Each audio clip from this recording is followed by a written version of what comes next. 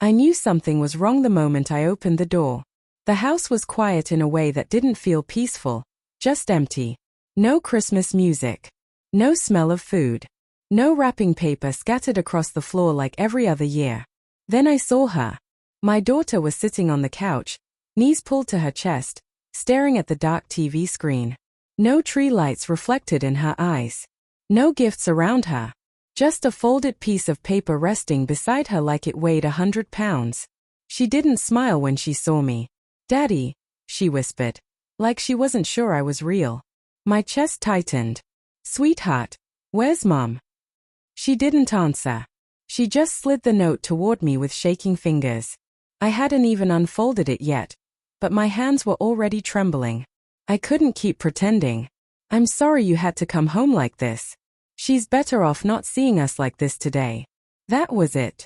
No signature. No explanation. Just absence. I stood there frozen, the cold from outside still clinging to my coat, while 1,000 questions crashed into my head at once.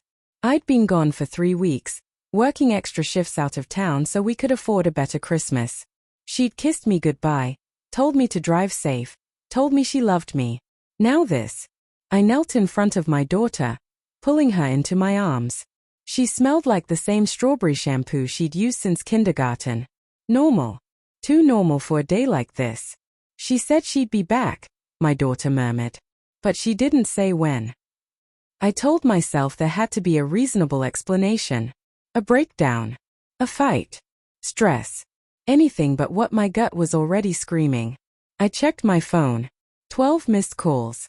All from me. None from her. When I finally unlocked her iPad, something she'd never let out of her sight, I felt like I was crossing a line I couldn't uncross. The messages weren't dramatic. No love poems. No explicit pictures. Just plans. "Christmas morning feels wrong without you. Next year, maybe we won't have to hide." My vision blurred. I scrolled back weeks. Months. All the late nights. The sudden gym obsession. The way she'd flinch when I touched her shoulder, like she'd forgotten I existed. I thought of every moment I'd brushed off. Every excuse I'd accepted because loving her was easier than doubting her. That night, after I put my daughter to bed, she came home. She didn't look surprised to see me. Just tired. "I didn't know you'd be back so early," she said quietly. I laughed once. A broken sound. "You left our daughter alone on Christmas." She winced. I didn't mean to. I just couldn't pretend anymore. There it was. Not denial. Not confusion. Just honesty. Finally. She told me it wasn't planned. That it just happened. That she'd been lonely. That I'd been gone too much. That she hadn't meant for it to go this far. I listened. Not because I agreed, but because I needed to know how someone could dismantle a family with such calm reasoning. "What about her?" I asked. "Did you think about what she'd feel?"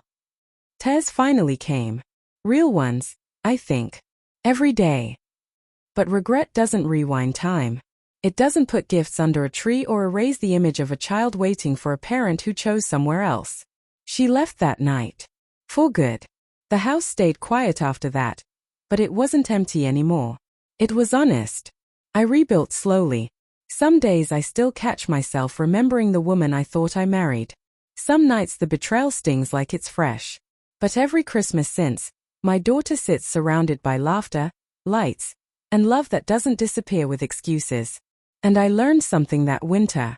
Love doesn't abandon you on the days that matter most. And anyone who does, was already gone long before they left.